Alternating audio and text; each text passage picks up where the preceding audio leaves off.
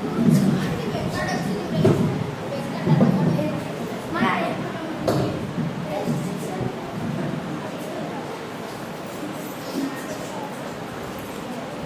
ఎన్నో దినం VBS మనకి ఈరోజు 10th డే కదా. 10 days ఏం నేర్చుకున్నారు మీరు?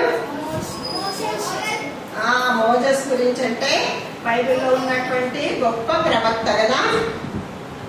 ఇంకెవరు? మోషే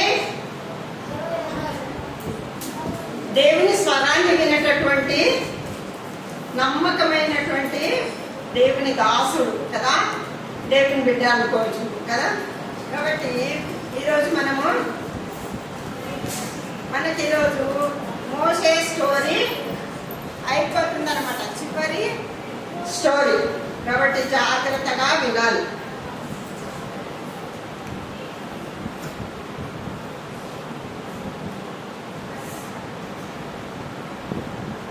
చూడండి, ఇశ్రాయేలు ప్రజలను మోషే నడిపిస్తున్నాడు కదా. ఎవరిని నడిపిస్తున్నాడు మోషే? ఇశ్రాయేలు ప్రజలు. అయితే ఏం చేసిందంటే వారి ప్రయాణంలో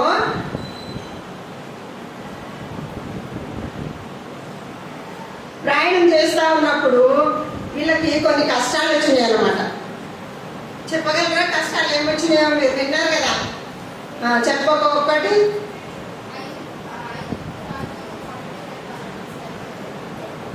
పంపించలేదు ప్రయాణంలో అంటున్నా. ఎన్నో కష్టాలు శ్రమల ద్వారా వాళ్ళ ప్రయాణంలో ఎదుర్కొంటా వచ్చింది. తాగడానికి నీళ్లు లేవు, ఆహారం లేదు. ఇప్పుడు గుర్తొచ్చింది కదా. అయితే నీళ్ళు లేకపోతే ఎట్లుంటుంది ఎండాకాలం? మనకి చాలా కష్టం కదా.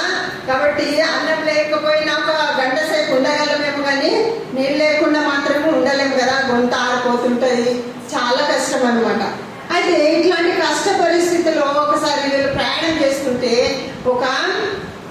ఇంకా చాలా క్లిష్టమైన పరిస్థితి ఎదురైందనమాట. ఏంటదంటే ఏదోమీలు అనే ఒక రాజు, ఏదోము దేశము, అదొక దేశం పేరు. అయితే ఆ యొక్క ఏదేమో రాజు ఏం చేసిందంటే మా యొక్క పట్టణం గుండా మీరు ప్రయాణం చేస్తారా అని చెప్పేసి యుద్ధానికి వచ్చిండు అనమాట. ఎవరి మీదకి వచ్చిండ్రు? ఇశ్రాయేలు ప్రజల మీదకి. అయితే అప్పుడు ఇశ్రాయేలు ప్రజలు ఏం చేసిండ్రంటే ఆ రాజు యుద్ధానికి వచ్చినప్పుడు ఈ ప్రజలందరికీ ఏం చేయాలా?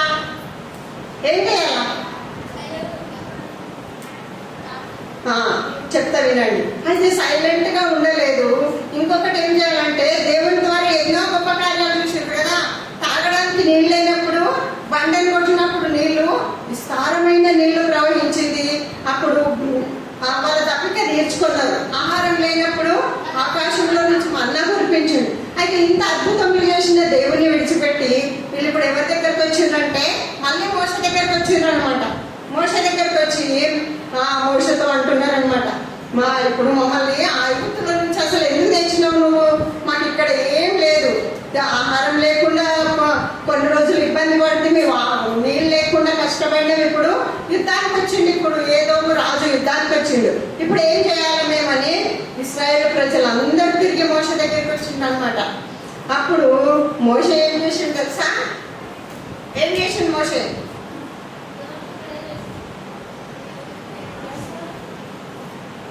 అయితే మోషే కూడా విసుకొచ్చింది అనమాట కదా. ఎన్నిసార్లు ఎవరికైనా విసుకొస్తుంది కదా.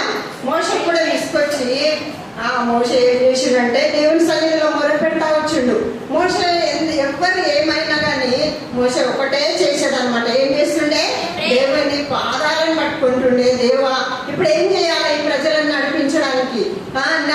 అసలు వీళ్ళందరి కొరకు నేనెందుకు ఇంత కష్టపడాలి? నాకేం అవసరము అని చెప్పి దేవుని సన్నిధిలో మొరపెట్టడము, లేకపోతే ఏడవడము, ఇట్లాంటి పరిస్థితుల్లో దేవుణ్ణి ఆశ్రయిస్తా వచ్చిండు మోషే అనమాట. అప్పుడు దేవునికి కూడా చాలా కోపం వచ్చిందనమాట. కోపం వస్తుందా దేవునికి? దేవుడు లోకం ఎంతో ప్రేమించిండు కదా. అయితే దేవునికి ఎంత ప్రేమ ఉన్నదో అట్లనే ఒక్కొక్కసారి కోపం కూడా వస్తుంది అనమాట. అయితే కోపం చాలా తక్కువ కదా. బైబిల్లో ఆంటీ అంకుల్ వాళ్ళు చెప్పారు కదా, కోపం ఎప్పుడొచ్చింది యేసు ప్రభువుకు? యెరూషలేము మందిరం పాడైపోతున్నప్పుడు, వ్యాపారం చేస్తున్నప్పుడు కోపం వచ్చింది. అయితే ఇప్పుడు దేవాది దేవుడు ఈ టైంలో, మోషే టైంలో యేసు ప్రభు లేడు కదా. ప్రజలందరూ కూడా దేవునికి మొరపెట్టాలంటే వాళ్ళకు వాక్యం తెలియదు మీలాగా కదా. మీరు 10 రోజుల నుంచి ఎంత విస్తారమైన దేవుని మాటలు, దేవుని స్వరము వింటా వస్తున్నారు కదా. దేవుని స్వరం వింటున్నారా, లేకపోతే ఆకు లాంటి వాళ్ళు చెప్పిన మాటలు వింటున్నారా? ఎవరి మాట వింటున్నారు? దేవుని స్వరం వింటున్నారు. మీరు ఎంతో ధన్యులు అన్నమాట. అయితే ఆ రోజులలో మోషే కాలంలో దేవుని వాక్యం లేదు వాళ్ళకి. అందుకనే మోషే దగ్గరికి వస్తారనమాట. మోషే దగ్గరికి వచ్చి ఇప్పుడు మేము ఏం చేయాలా, మాకు కష్టం వచ్చిందని మోషేకి మొరపెడతా వచ్చారు. అప్పుడు మోషే ఏం చేసిండు, దేవుని సన్నిధిలో మొరపెట్టిండు అనమాట. అప్పుడు ఏం చేసిందంటే దేవుడు ఆ ఇశ్రాయేలు ప్రజల మీద కోపగించుకున్నాడు. కోపగించుకొని ఏం చేసిండు, మీకు ఏం కనబడుతుంది ఇక్కడ? పాములను పంపించిండు అనమాట. తాపకరమైన సర్పాలను పంపించిండు. పాములు ఏం చేస్తాయి, మంచిగా ఆడుకోవచ్చు కదా, బొమ్మలు ఆడుకున్నట్టు పాములతో ఆడుకోవచ్చా? ఆడుకున్నారా మీరు పాములతో? ఎవరైనా ఒక్కరైనా కదా. మనకి అట్లాంటి అనుభవం లేదు, ఆడుకునే వాళ్ళు ఉంటారు కానీ వాళ్ళకు కూడా ఒక్కొక్కసారి ఖర్చు చేస్తాయి అనమాట. అయితే పాము అంటే ఎవరైనా భయపడతారనమాట. అయితే ఇశ్రాయేలు ప్రజల వాళ్ళ పాలనలో కంటే వాళ్ళు నివసిస్తున్నటువంటి ఆ యొక్క గుడారాలు లేకపోతే వారి ప్రాంతాలన్నిటిలోకి ఏమొచ్చినాయి, తాపకరమైన భయంకరమైన పాములు వచ్చినాయి. పిల్లలు మీరు డిస్టర్బ్ అయితే మీ పక్క వాళ్ళకు కూడా డిస్టర్బ్ అయితే మీకు స్టోరీ అర్థం కాదు. చివరి రోజు జాగ్రత్తగా వినాలి. అయితే ఈ పాములు ఏం చేస్తున్నాయంటే వాళ్ళను కట్ చేస్తా ఉన్నాయి. ఇంకా అట్లా చాలా మంది చనిపోతున్నారు అనమాట ఇశ్రాయేలు ప్రజలు. ఇశ్రాయేలు ప్రజలను దేవుడు ఎట్లా కాపాడుతూ వచ్చిండు, ఎట్లా కాపాడుతూ వచ్చిండు? ఐగుప్తు దేశంలో ఫరో రాజు నేను పోనీయనంటే ఎన్ని తెగుళ్ళు వచ్చినాయి? 10 తెగుళ్ళు వచ్చినాయి. ఐగుప్తు దేశంలో వచ్చినాయి ఆ తెగులు, కానీ ఇశ్రాయేలు ప్రజలకు వచ్చినాయా? రాలేదు. కానీ మరి ఇప్పుడు ఎందుకు పాములను పంపించండి దేవుడు? ఎందుకు పంపించండు? దేవునికి విసుకొచ్చిందనమాట. విసిగించాలా మనం అట్లా దేవుణ్ణి? విసిగించాలా? ఎప్పుడు విసుగుపడతాడు దేవుడు అంటే మనం వింటూనే ఉంటాం, దేవుని మాటలు వింటూనే ఉంటాం కానీ దేవునికి లోబడం. ఎందుకంటే మన యొక్క మానవ స్వభావం అది అనమాట కదా. మన పుట్టుకతో వచ్చింది. ఎవరి ద్వారా వచ్చింది ఆ పాపము? వెరీ గుడ్, ఆదాము ద్వారా వచ్చింది కదా. కాబట్టి ఆ యొక్క పాపమును దేవుడు సహించడు. మరి అప్పుడప్పుడు కోపం వస్తూ ఉంటుంది దేవునికి కూడా. కాబట్టి దేవుని కోపం తెప్పించంతా విసిపించొద్దు మనం కదా. దేవుని మాటకి లోబడాల.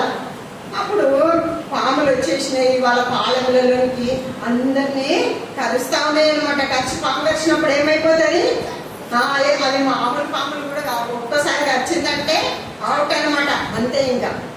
కాబట్టి ఆ యొక్క పాముల ద్వారా దేవుడు అట్లా వాళ్ళని శిక్షిస్తా వచ్చిండు అనమాట.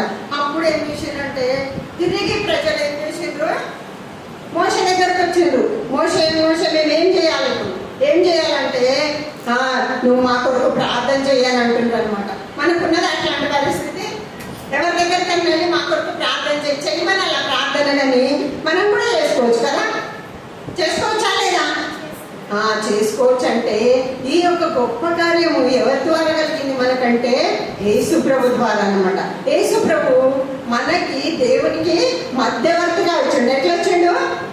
మధ్యవర్తిగా వచ్చిండు. లోకంలో ఎంతో ప్రేమించిండు అనమాట. ప్రేమించి ఏం చేసిండు మన కొరకి, ఆ పరలోకం నుంచి ఆ దేవాది దేవుడే, సృష్టి అంతటిని చేసిన దేవుడు, మోషతో మాట్లాడిన దేవుడే మన కొరకు ఒక చిన్న బిడ్డగా కదా. ఎంత గొప్ప దేవుడు అంటే ఆయనకు ఆకాశం అంటే ఆయన సింహాసనం అంట. ఆకాశమైన సింహాసనం అంటే ఆకాశం చూడగలుగుతారా మీకు ఎక్కడైనా? అంతు అంటే ఎండింగ్ కనబడుతుందా ఆకాశానికి? ఆ భూమికి ఎక్కడైనా ఎండ్ చూసిరా మీరు? ముగింపు అనేది లేదనమాట. ఆయన సింహాసనం అంత పెద్ద ఉంటుందంట. ఆయన పాదపీఠం అంట భూమి అంట. భూమి అంతటా ఆయన పాదం ఉన్నదంట. కాబట్టి అంత గొప్ప దేవుడు మన కొరకు ఎట్లా వచ్చిండు? చిన్న బిడ్డగా ఒక మనిషి చేతుల్లోకి వచ్చిండు అనమాట దేవాది దేవుడు. ఎందుకంటే మనము ఆయన ద్వారా ఆ పరలోక దేవునితోనే మాట్లాడడానికి దేవుడు ఇంత గొప్ప కార్యం చేసిన పిల్లలు కదా మన కొరకు. కాబట్టి మనం నిర్లక్ష్యం నిర్లక్ష్యం చేయొద్దు. దేవుని మాటలు విన్నప్పుడు మన హృదయంలో తాకినప్పుడు ఏం చేయాలా? యేసయ్యా, నేను ఇట్లా చెయ్యకుండా నాకు సాయం చేయి, నా పాపంలో క్షమించు ప్రభువా, నా హృదయంలోకి రమ్మంటే యేసు ప్రభు మీ హృదయంలోకి వస్తాడు. అప్పుడు ఏమైతుంది తెలుసా మీకు? ఏమైతుంది? మోషే దగ్గరికి వెళ్ళాల్సిన అవసరం లేదు, లేకపోతే అంకుల దగ్గరికి వెళ్ళాల్సిన అవసరం లేదు. కష్టం వచ్చినప్పుడు యేసయ్య పాదాలు పట్టుకోవాలన్నమాట. ప్రభువా, నాకు కష్టం వచ్చింది, నాకు సహాయం చేయి ప్రభువా, నువ్వు ఉన్నావు కదా, నాకు గొప్ప దేవుడు నాకు ఉన్నావు అని చెప్పేసి ఆ దేవాది దేవుడు మన కొరకు ఒక మార్గం తెచ్చిండు. ఏం తెచ్చిండు? ఆ కోచింగ్ లెసన్లో విన్నారు కదా, ఆయననే మార్గం అన్నమాట. ఎవరు? యేసు ప్రభు మార్గం. అయితే ఇశ్రాయేలు ప్రజల మీద కోపగించుకున్నాడు, కానీ తిరిగి వెంటనే దేవుడికి ఏమొచ్చింది తెలుసా? కనికరం వచ్చింది అనమాట. మోషే ప్రార్థన చేయగానే కనికరము, దయ వచ్చి ఏం చేసిందంటే మోషతో తిరిగి మాట్లాడి మోషే ఇక్కడ ప్రార్థన చేయగానే మోషతో దేవుడు మాట్లాడి ఏం చేసిందంటే చూడండి, ఇక్కడ ఏం కనబడుతుంది మీకు? ఏం కనబడుతుంది? ఒక స్తంభం మీద ఇత్తడి సర్పం చేసి ఆ స్తంభానికి ఈ సర్పాన్ని పెట్టాలి. ఇది ఇక్కడ అరణ్యంలో కదా ఇశ్రాయేలు ప్రజలు ఉన్నది, లేకపోతే పెద్ద పట్టణంలో, లేకపోతే మనలాగా సిటీలో ఉన్నారా? ఇశ్రాయేలు ప్రజలు ఎక్కడ ఉన్నారు ఇప్పుడు? అరణ్యంలో ఉన్నారనమాట. అప్పుడు మోషే ఏం చేసిందంటే ఒక స్తంభాన్ని పెట్టి దానికి పాము అట్లా తయారు చేసి, ఇత్తడితో పాము తయారు చేసి అరణ్యంలో పెట్టిండు. అప్పుడు ఏం చెప్పిందంటే, మీరు అందరూ ఏం చేయాలా? ఈ యొక్క స్తంభం వైపు, లేకపోతే ఈ యొక్క పాము ఉన్నది కదా, ఈ పాము చుట్టబడిన ఈ స్తంభం వైపు మీరు ఎట్లా చూడాలా? నిదానించి చూడాలంట. నిదానించి చూడగానే వాళ్ళ పాము కాటు వేసినా కానీ వాళ్ళకి మరణం సంభవించదు, వాళ్ళు బ్రతుకుతారు అన్నమాట కదా. అయితే యేసు ప్రభు కూడా ఈ లోకంలో ఒక చిన్న బిడ్డలాగా జన్మించి మన కొరకు ఈ పాములాగా అట్లా పైకి ఎత్తబడ్డాడు అనమాట. ఎక్కడ ఎత్తబడ్డాడు తెలుసా? గొల్గొతా కొండ మీదకి. ఎట్లా మంచిగా లిఫ్ట్లో కానీ కదా, మంచిగా ఎవరైనా మెల్లగా నడిపించుకొని తీసుకుపోయిందా యేసయ్యను? ఎట్లా తీసుకెళ్ళిండ్రు మీకు బాగా తెలుసు కదా, అందరికీ బాగా తెలుసు, వినడానికి చాలా బాగుంటుంది. కానీ అది ఎంత కష్టం అంటే కదా, మనుషులు మనం ఎవ్వరు భరించలేమన్నమాట. శిలువ శ్రమలు అంటారు. శిలువ శ్రమలు ఇశ్రాయేలు రోమ ప్రభుత్వంలో వాళ్ళు ఏం చేసేదంటే, మా పాపం భయంకరమైనటువంటి పాపానికి శిక్ష, చివరి శిక్ష అన్నమాట అది. ఇప్పుడు మనకి లాస్ట్ శిక్ష ఏముంటుంది? ఇప్పుడు మన దేశంలో లాస్ట్ చివరి శిక్ష ఏముంటుంది? ఉరి శిక్ష కదా. అయితే వీళ్ళకి ఉరి శిక్ష కంటే ఇంకా భయంకరం అనమాట. ఎందుకంటే బ్రతికుండగానే కొరడాలతో కొట్టుకుంటూ పడుతుంటే లేవమని కొట్టడం అనమాట. ఇంకా ఎందుకు పిల్లలు దేవుడు అంతగా శ్రమ పడాలి? తప్పు చేసినందుక? పాపం చేసినందుక? చెప్పాలి, మీకు నోరు ఉంది కదా. యేసు ప్రభు ఏదైనా తప్పు చేశాడా? ఏం తప్పు చేయలేదు. అయితే నీ పాపము నా పాపము ఆయన మీద వేసుకొని ఆ యొక్క గొల్గొతా కొండ మీదకి యేసు ప్రభు ఎత్తబడ్డాడు అనమాట. ఆ సిలువ మీదకి ఎత్తబడి ఆ కొండ ఎంత హైట్ ఉంటుంది అంటే చాలా హైట్ ఉంటుంది. కాబట్టి ఈ యొక్క సర్పం వైపు చూసి ఎట్లయితే వీళ్ళు బ్రతికించబడ్డారో, ఎవరైతే సిలువ వైపు నిదానించి చూడాలి, జాగ్రత్తగా చూడాలి, అప్పుడే దేవుని స్వరం మనము వింటామన్నమాట. దేవుని స్వరం వినాలంటే ఏం చేయాలా? ప్రతిరోజు వాక్యం జాగ్రత్తగా చదవాలి. మీ బుక్స్ ఎట్లా చదువుతారు? బట్టి పడతారు కదా. బైబిల్ అంతా మీరు బట్టినా కానీ ప్రయోజనం లేదు. ఒకటి చేయాలి. ఏం చేయాలా? యథార్థంగా, హృదయపూర్వకంగా, యేసు ప్రభువా నా హృదయంలోనికి రా ప్రభువా, జన్మంతో నేను ఈ లోకంలో పాపంతోనే పుట్టినా, పాపంతోనే పెరుగుతున్నా కదా. మీకు తెలియకుండానే మీరు చిన్న చిన్న పొరపాట్లన్నీ చేసేసుకుంటారు అనమాట. మీకు అర్థం కాదు కూడా. చిన్న అబద్ధాలు ఆడతారు, చిన్న దొంగతనాలు. ఎప్పటిలో ఇదేముంది, నాకు దొరికింది కదా తీసేసుకుంటా అని అట్లా మనము చేస్తూ ఉంటాం అనమాట. ఎందుకంటే మన పుట్టుకతో వచ్చిన స్వభావం, మన వెనకాల ఒకడు ఉన్నాడు అవన్నీ చేయించడానికి. ఎవరో మీకు బాగా తెలుసు కదా. ఎవరది? చాలా బాగా తెలుసు. కానీ సాతానికి మనం అప్పుడప్పుడు లోబడిపోతా ఉంటాం ఇంకా చెడ్డ మాటలు ఆడిపిస్తుంటాడు. అయితే వీటన్నిటి నుంచి విడుదల పొందాలంటే యేసయ్యను హృదయంలో అంగీకరించాలన్నమాట. అంటే సిలువ వైపు నిదానంగా చూడాలి. ప్రభువా నాతో మాట్లాడు, ప్రభువా నువ్వు నాకు సహాయం చేయి, ప్రభువా నాతో అయితలేదు, ఈ పాపంలో నేను విడిచిపెట్టలేకపోతున్నా అని చెప్పి దేవుని సన్నిధిలో మనం ప్రార్థన చేస్తే దేవుడు తప్పకుండా మనకి సహాయం చేస్తాడనమాట. సిలువ కనబడుతుంది కదా, ఇక్కడ సిలువ, ఇక్కడ సర్పము. ఇశ్రాయేలు ప్రజలు సర్పం ద్వారా బ్రతికించబడ్డారు. ఎందుకంటే యేసు ప్రభు అప్పుడు ఇంకా ఈ భూమి మీదకి రాలేదు కదా. సిలువ లేదు అప్పుడు, వాళ్ళకి ఏం లేదు, వాళ్ళకి సిలువ లేదు కాబట్టి కష్టం రాగానే మోసే దగ్గరికి పరిగెత్తుతున్నారు. మనమేమో ఎక్కడికి పరిగెత్తాలా? సిలువ. సిలువ అంటే యేసు ప్రభు. యేసు ప్రభు పాదాలు పట్టుకోవాలా. ఏ కష్టమైనా దేవుడు తప్పకుండా మనకి సహాయము చేస్తాడనమాట. అయితే చూడండి,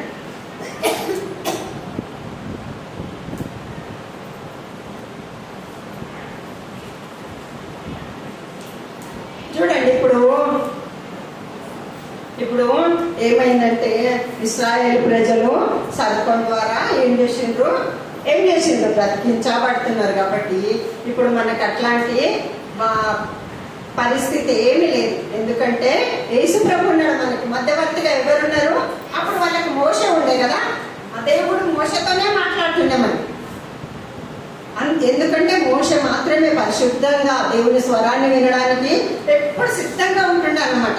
ఉంటారా మీరు? ఎట్లా దేవుడు నాతో ఎప్పుడు మాట్లాడతాడు, దేవుని స్వరం నేనేం వినాలా, దేవుడు నాతో ఏం చెప్తే నేనేం చేయాలా, అట్లా అని మనం కూడా రెడీగా ఉంటే దేవుడు తప్పకుండా మాట్లాడతాడు. పిల్లలు ఇష్టమా దేవుడు మాట్లాడాలంటే? మీతోని ఎంతమందికి ఇష్టం దేవుడు మాట్లాడాలంటే ఒకటే ఒకటి, ఏం చేయదు, మనము పాపం చెయ్యదు. పాపం మన హృదయంలో ఉంటే దేవుడు మన హృదయంలో ఉండడు. ఎవరుంటారు తెలుసు కదా? ఎవరుంటారు? సాతానుడు ఉంటాడు. వాని క్రియలన్నీ మన లోపల నుంచి బయటకు వస్తూ ఉంటాయి అన్నమాట. మన హృదయంలో ఎవరు ఉంటారో ఆయన పనులే మనం చేస్తూ ఉంటాం. కాబట్టి ఇప్పుడు ఏం చేసిందంటే ఈయన మోషే ఇప్పుడు చాలా వృద్ధాపంలోకి వచ్చిందంటే దేవుడు చెప్తా ఉన్నాడు, ఇంకా చాలు మోషే, నువ్వు చేసినంత ఇశ్రాయేలు ప్రజలను నడిపించినావు కదా, ఇంతవరకు చాలు, ఇంకా నువ్వు నా దగ్గరకు వచ్చేసేయాలని దేవుడు మోషేతో మాట్లాడినప్పుడు మోషే ఏం చేసిందంటే అహరోను తీసుకొచ్చి నిలబెట్టిండు అనమాట. అహరోను తెచ్చి ఇశ్రాయేలు ప్రజల ముందు నిలబెట్టిండు. ఇప్పుడు నాకు బదులుగా ఎవరు ఉంటారంటే అహరోను ఉంటాడని అహరోన్కి తన పరిచర్య అప్పగిస్తా వచ్చిందనమాట. ఇప్పుడు కొండ వైపు లేకపోతే ఆకాశం వైపు చేతులు చాపి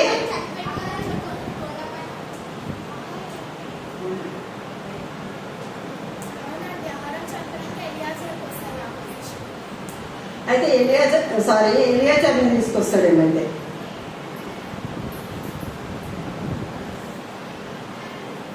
ఎలియాజర్గా వచ్చింది. అప్పుడు ఎలియాజర్ని తీసుకొచ్చి యాజకుడుగా ఆ ప్రజల ముందు నిలబెడతాడు అనమాట. ఇప్పుడు మోషే ఏం చేస్తుండంటే ప్రార్థన చేస్తున్నాడు. ఎక్కడ ప్రార్థన చేస్తున్నాడు? ఆకాశం వైపు చేతులెత్తి ప్రార్థన చేస్తున్నాడు అనమాట. అప్పుడు దేవుడి యొక్క స్వరం చూడండి, దేవుడు ఎట్లా ఉంటాడు, దేవుడు ఎట్లా మాట్లాడతాడు అని అంటే, దేవుడు ఏంటిదంటే ఒకటి దేవుడు వెలుగై ఉన్నాడు. దేవుడు ఏంటి? ఆ లోకం అంతటికి వెలుగు.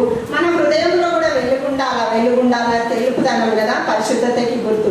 మన హృదయంలో కూడా పరిశుద్ధంగా ఉంటే దేవుడు మనతో మాట్లాడతాడు. ఇట్లా ఆయన యొక్క స్వరాన్ని మోషే వింటా వచ్చింది అనమాట.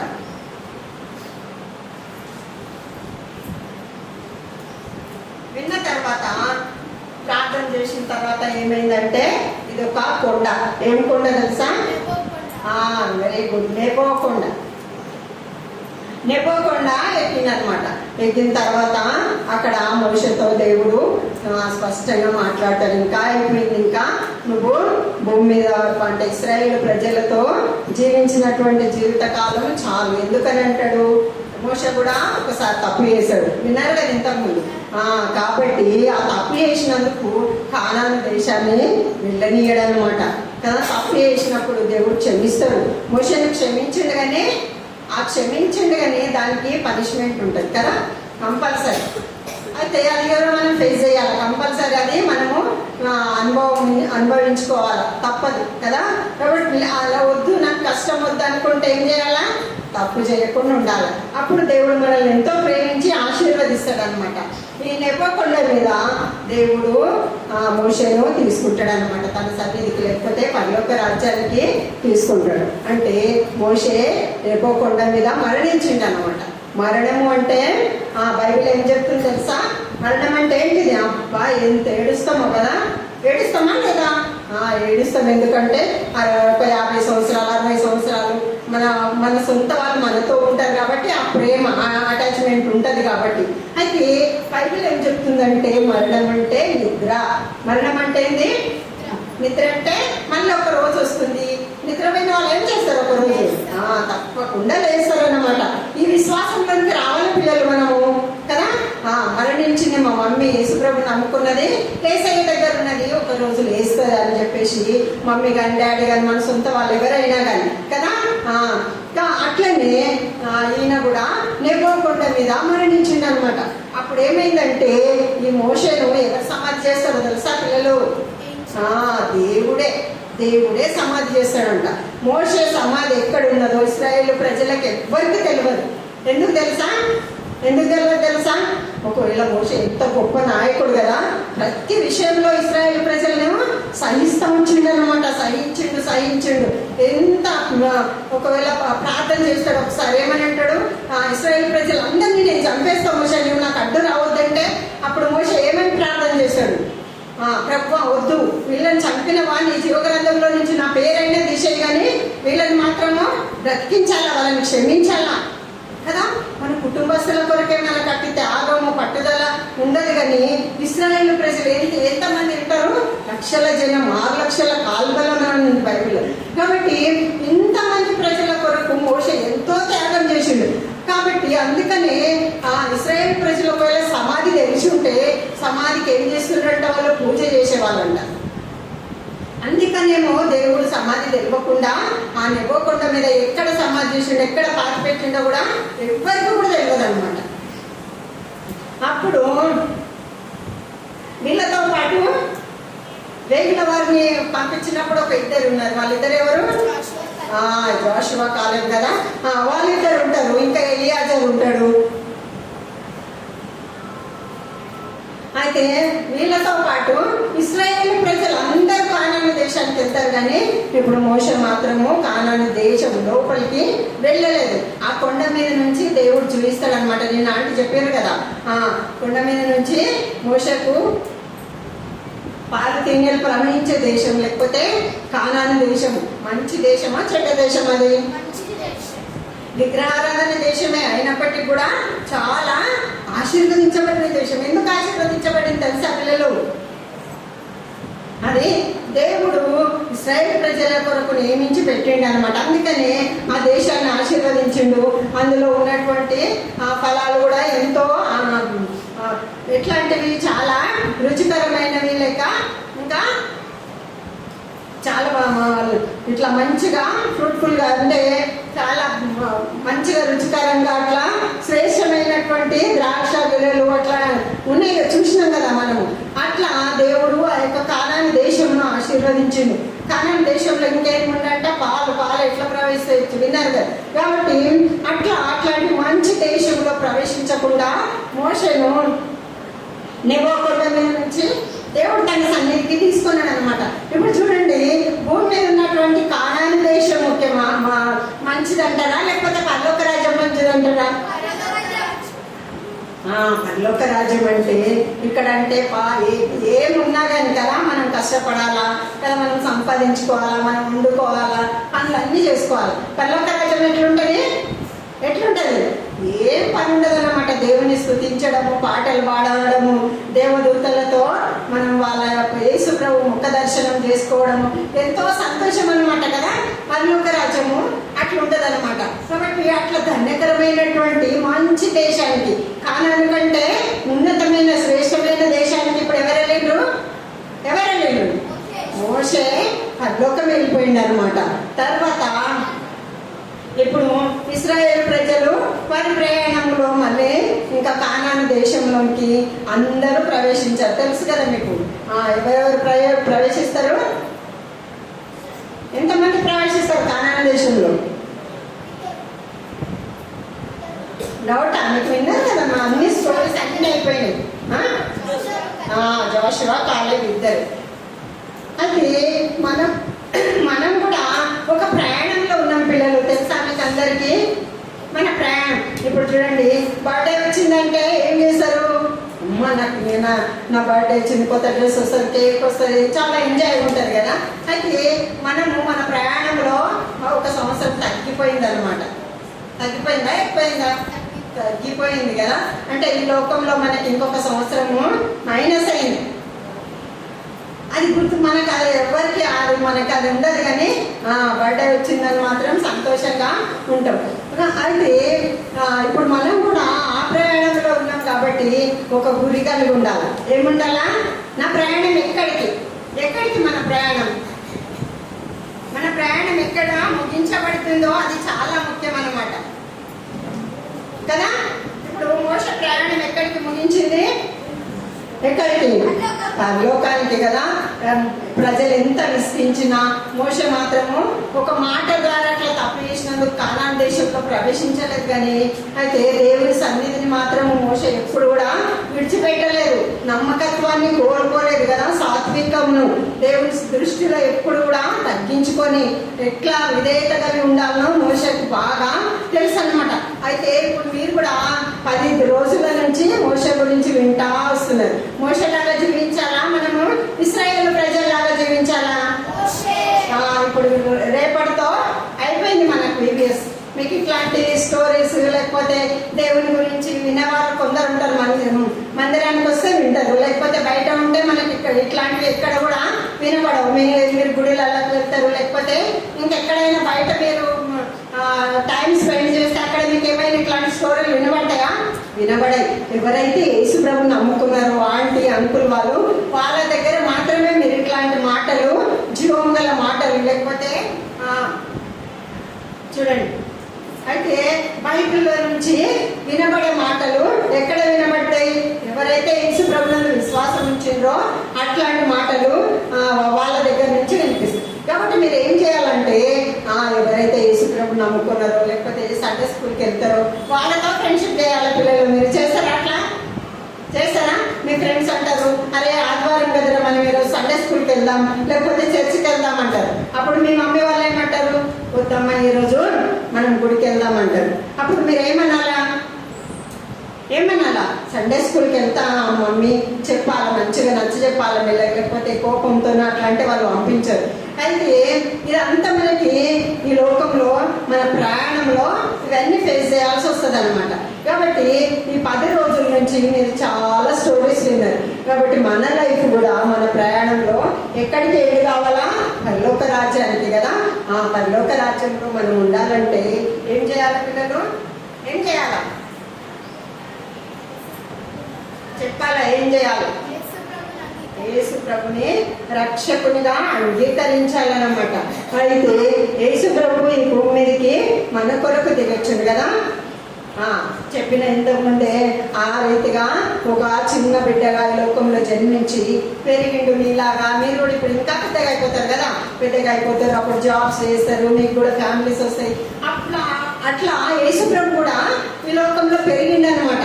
పెరిగిన తర్వాత ఏమైందంటే చూడండి, యేసు ప్రభుకి ఎంతమంది శిష్యులు ఉంటారు? 12 మెంబర్స్ కదా. 12 మంది. తెలియని వాళ్ళకు కూడా తెలుసుకోవాలి. యేసు ప్రభుకి ఎంతమంది శిష్యులు ఉంటారు? 12 మంది. అయితే 12 మందిలో యేసు ప్రభు వీళ్ళ ముగ్గురిని ఎక్కువగా ప్రేమిస్తారనమాట. ఎవరు వాళ్ళ పేర్లు ఎవరైనా చెప్తారా?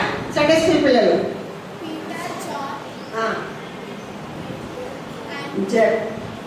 జక్కో,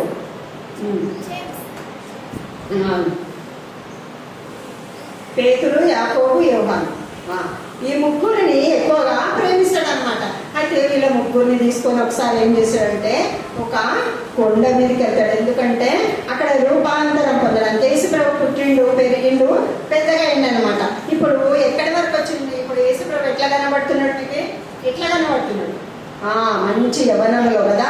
33 years. ఆ టైంలో ఒక కొండ మీదకి వెళ్తాడు వీళ్ళ ముగ్గురిని తీసుకొని. తీసుకొని అప్పుడు అక్కడ రూపాంతరం చెందుతాడనమాట. రూపాంతరం అంటే ఏంటిది తెలుసా? మార్పు అన్నమాట, శరీరంలో మార్పు. అయితే మనకు అందరికీ కూడా ఒక రోజు జరగబోతుంది అది. కాబట్టి ఈ మార్పు ఆ కొండ మీద యేసు ప్రభు రూపాంతరం చెందినప్పుడు అక్కడ ఇద్దరు మనుషులు కనబడతారు.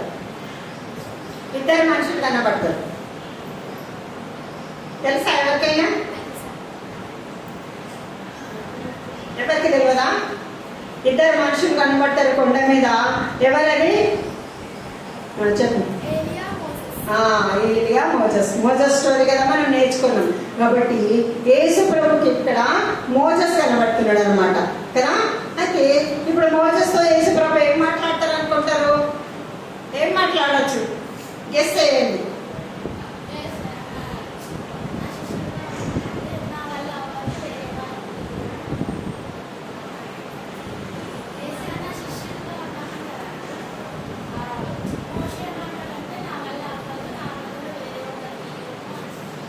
అయితే మోషే ఈ భూమి మీద ఉన్నప్పుడు ఏమేమి గొప్ప కార్యాలు చేసిందో కదా, అవన్నీ యేసు ప్రభుతో డిస్కస్ చేస్తున్నా అనుకుంటారా మీరు?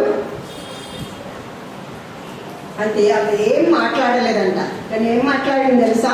యేసు ప్రభు, మోషే, ఏలియా ముగ్గురు కలిసి అయితే యేసు ప్రభు పొందబోయే శిలువ శ్రమలు, శిలువ మీద యేసు ప్రభు భరించే శిలువ శ్రమల గురించి మాట్లాడుతూ వచ్చిందనమాట అక్కడ.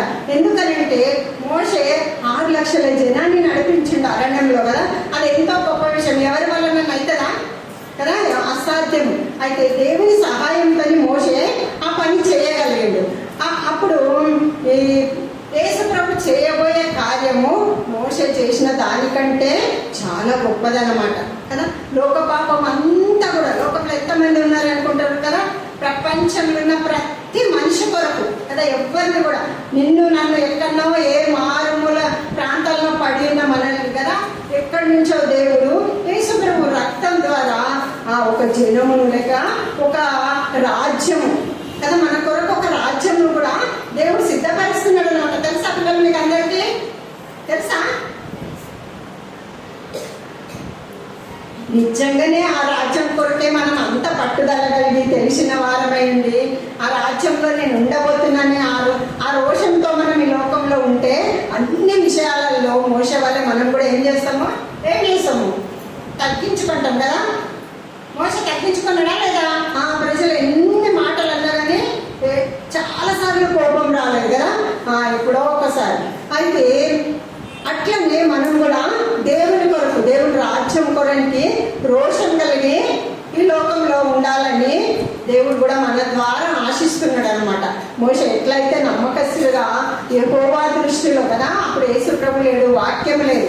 ఇప్పుడు మీకు అన్నీ ఉన్నాయి. సండే స్కూల్కి రావాలి, సండే స్కూల్కి రండి అని చెప్తుంటే కూడా కదా, ఒకరికి చెప్తుంటే ఒకరికి వెళ్ళిపోతుంటారు. అట్లా చెయ్యొద్దు పిల్లలు. ఎందుకనంటే యేసు ప్రభు మనల్ని ప్రేమించి ఏం చేసిండు? భూమి మీదకి దిగొచ్చిండు అనమాట. అయితే మోషతో మాట్లాడుతూ ఉన్నాడు. నేను నా ముందున్నది ఏమున్నది? ముందు యేసు ప్రభు ముందు ఏమున్నది? సిలువ ఉన్నది.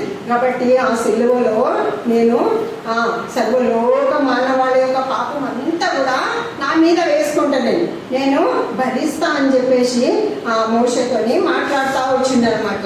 మాట్లాడిన తర్వాత అప్పుడు పేతురు ఏమంటాడు? యేసు ప్రభువా, మేము నీకొకటి, మనకందరికి ఒకటి ఇక్కడ పర్ణశాలలు కడతాము అని అట్లా చెప్తారనమాట. కాబట్టి దేవుని ఉద్దేశం అదా, ఎక్కడ సుఖం ఉంటే అక్కడ ఉండాలి, కష్టం ఉన్న దగ్గర వద్దు అని కదా. భూమి మీద అయితే శిశువులకు కూడా అన్ని కష్టాలు, ఒక్కొక్కసారి ఆహారం ఉంటుంది, ఒక్కొక్కసారి అరణ్యంలో ఉంటే 3 రోజుల వరకు కూడా ఉపవాసం ఉండాలి కదా. అట్లాంటి అనుభవాలు అన్ని శిశువులకు ఉన్నాయి. కాబట్టి మనం ఇక్కడే ఉందో ప్రభు అని అక్కడ మంచిగా ఉంటుందని అనుకుంటాను అనమాట. అది మానవ యొక్క తలంపు. అయితే దేవునికి అది ఇష్టం లేదు. అయితే దేవుడు ఏమనుకున్నాడంటే, నేను లోకంను రక్షించాలి అంతే. దేవుని గురేంది ఈ లోకానికి వచ్చింది? యేసు ప్రభు ఎందుకు వచ్చిండు? ఒకటే ఒక ఆయన గురి అన్నమాట.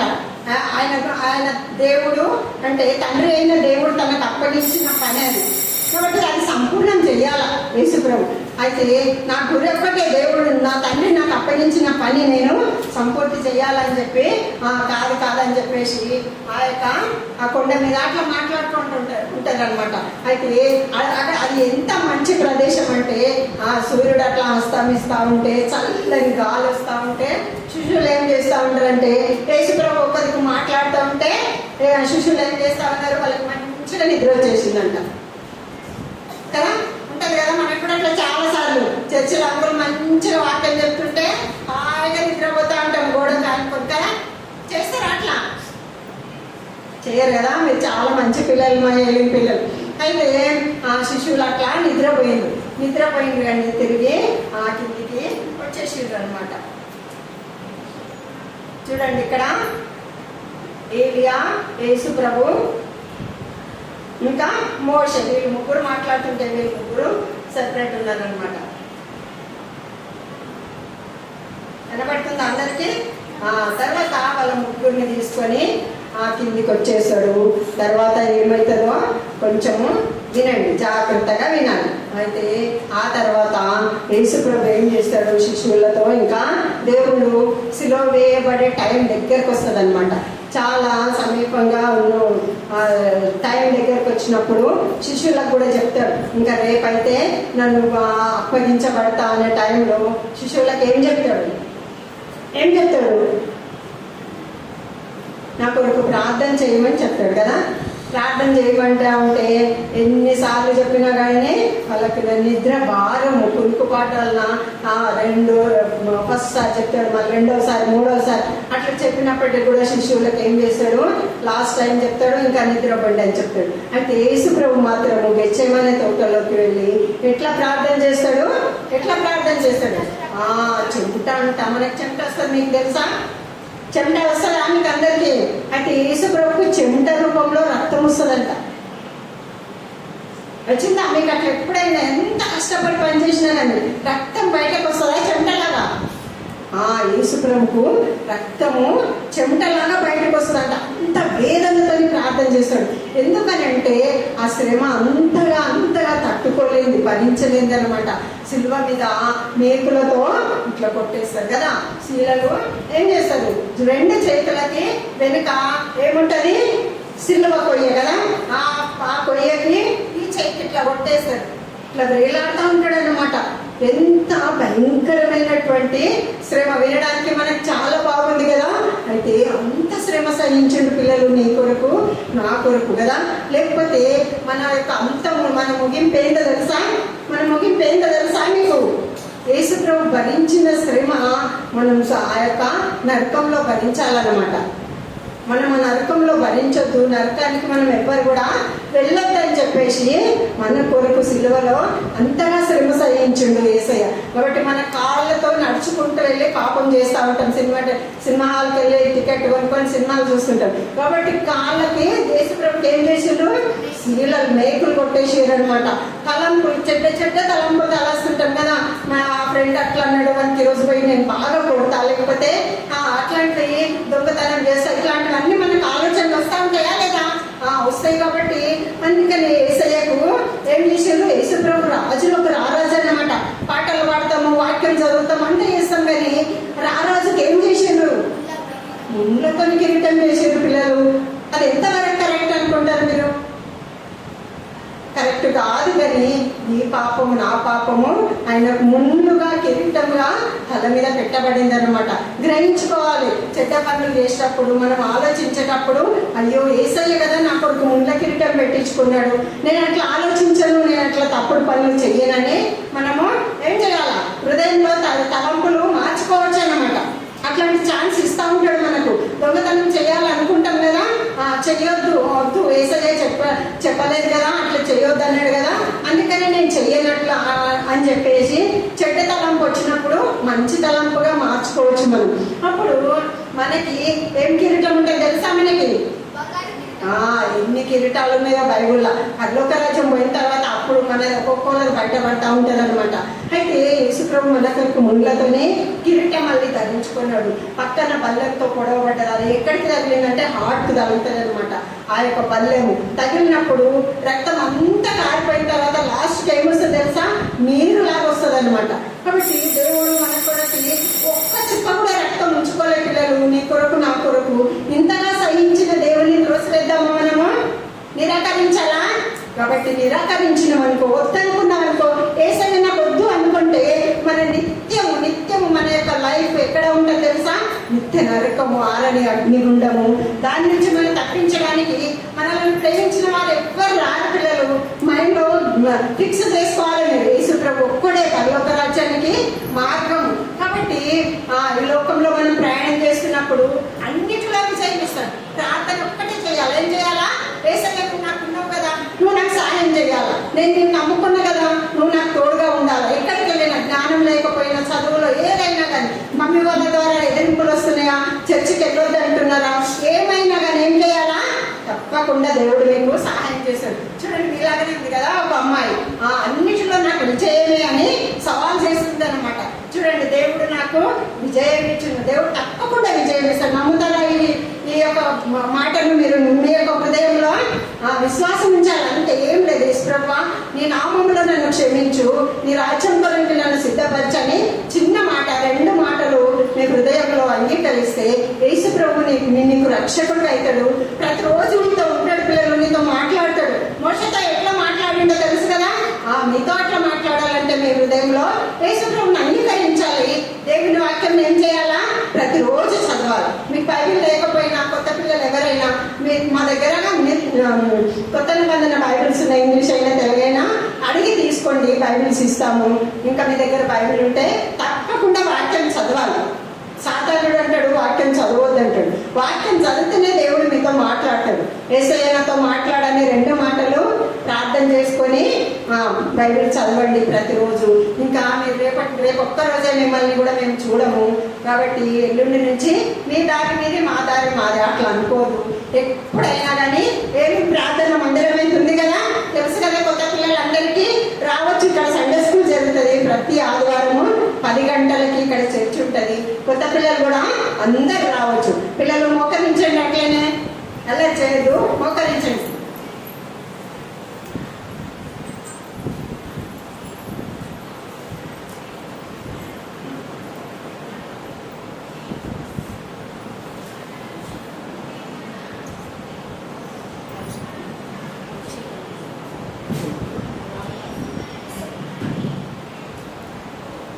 మోకరించండి. 1 2 3. విన్నారు కదా దేవుని మాటలు. హృదయంలో ప్రార్థన చేసుకోండి. యేసుప్రభువా నా హృదయంలోకి రా ప్రభువా, నా హృదయంలో నీవు నివాసం చేయి ప్రభువా, నాతో ఉండు, సాతానుడు వద్దు ప్రభువా, నువ్వే నాతో ఉండు, నాకు సహాయం చేయి, నా పాపం క్షమించండి.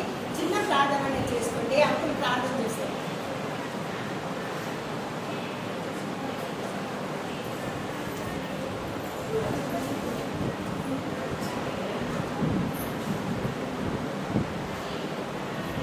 పిల్లలు ఎవరైతే యేసుప్రభు నా పాపముల కొరకు చనిపోయి సమాధి చేయబడి తిరిగి 3వ దినం లేచినాడు, నేను విశ్వాసం ఉంచినాను అని ఒకవేళ మీ హృదయమందు మీరు ఒకవేళ అలాంటి కోరిక మీకు వచ్చిందంటే మీరు ఒకసారి మీ చేతులను ఎత్తి చూపించండి. మీ గురించి ప్రార్థన చేస్తాను. దేవుడు మిమ్మల్ని దీవిస్తాడు. ఎవరైనా ఉంటే మీ చేతిని ఎత్తి చూపించండి. పైకి మీ చేతులను ఎత్తండి. పైకి మీ చేతులు పెట్టండి. యేసుప్రభు నాకు కావాలి, యేసుప్రభు నమ్ముకుంటే నాకు మోక్షం ఉంటుంది, ఆ మరణం నుండి నేను తప్పించగలుగుతాను.